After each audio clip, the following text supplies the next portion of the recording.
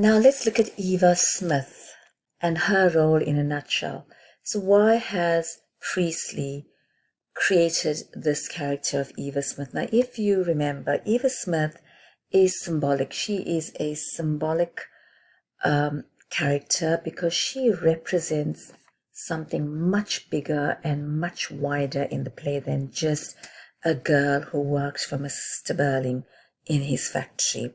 Okay, so she represents the working classes, and we know that Priestley in the play tried to promote his socialist views, and he tried to promote the whole idea of community cohesion and community and social responsibility. So Eva Smith, as we know, she does not appear on stage at all, yet she is absolutely powerful in her absence from stage.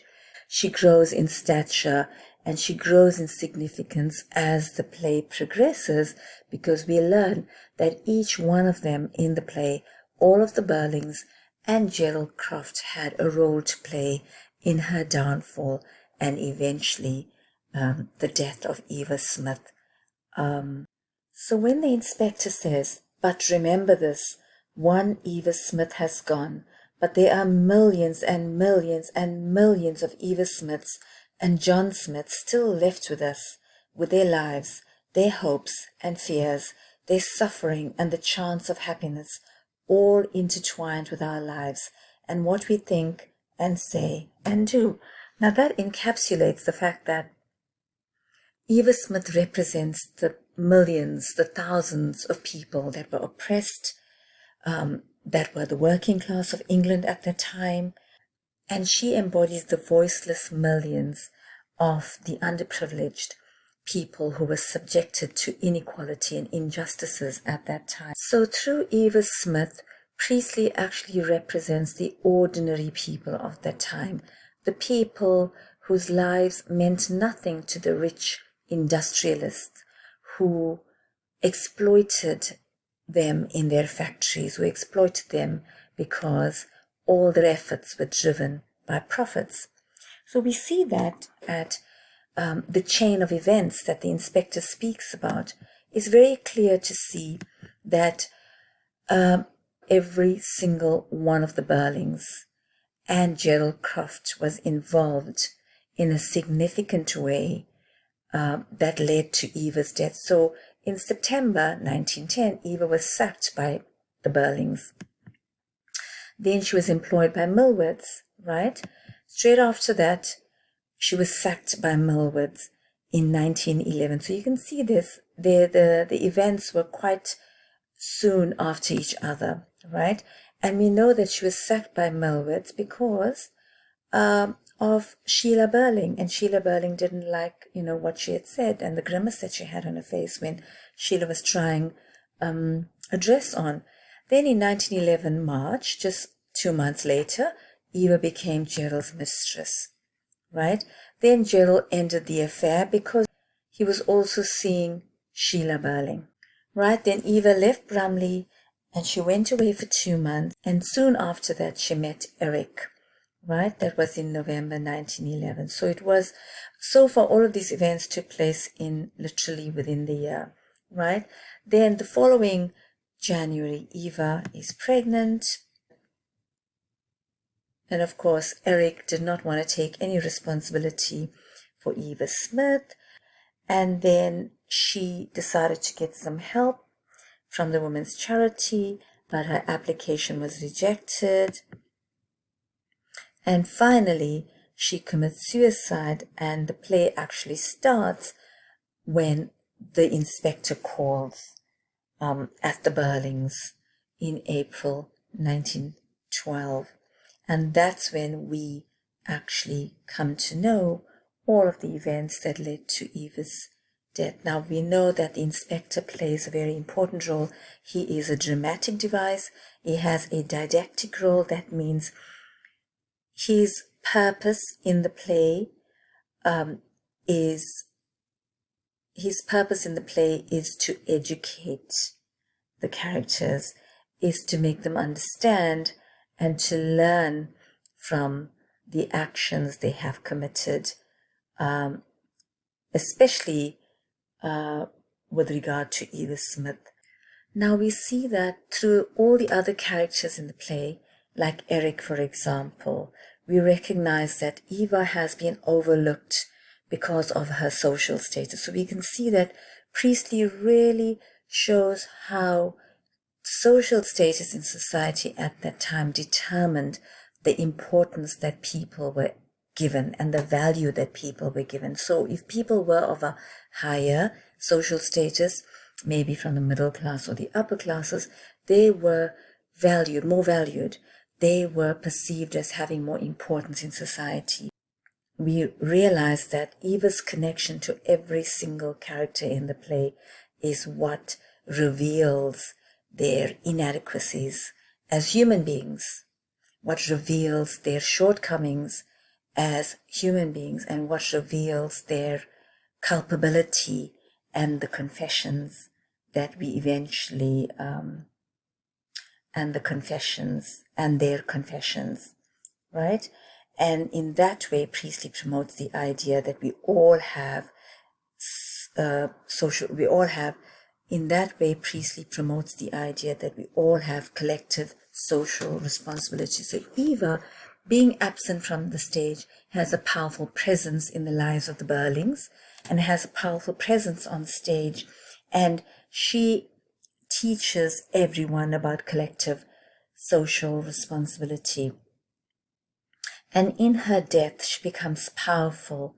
She has a kind of dominance and authority in the play, and she is portrayed as a dramatic device that reveals the secrets of the Burlings and the secret lives of the Burlings and the cross and the crofts and the injustices that she was subjected to, right?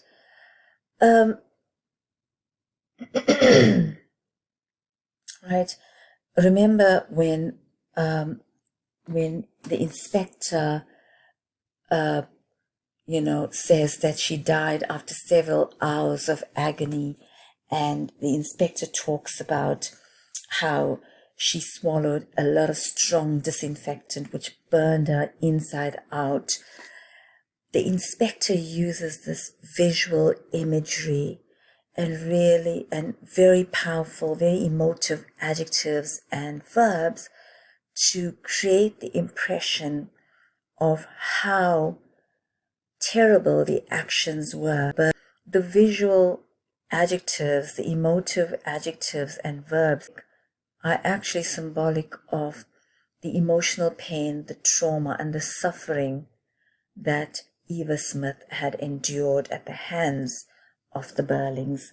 So that's really important for you to remember, because when you speak about Eva Smith in your answers, in your essays, when you're answering your exam questions, remember, not only was she physically mistreated and exploited, she was emotionally traumatized by the Burlings, who refused to give her any acknowledgement, who refused to show her any respect, who refused to help her out in a time of financial need, who refused to acknowledge that she was one of them.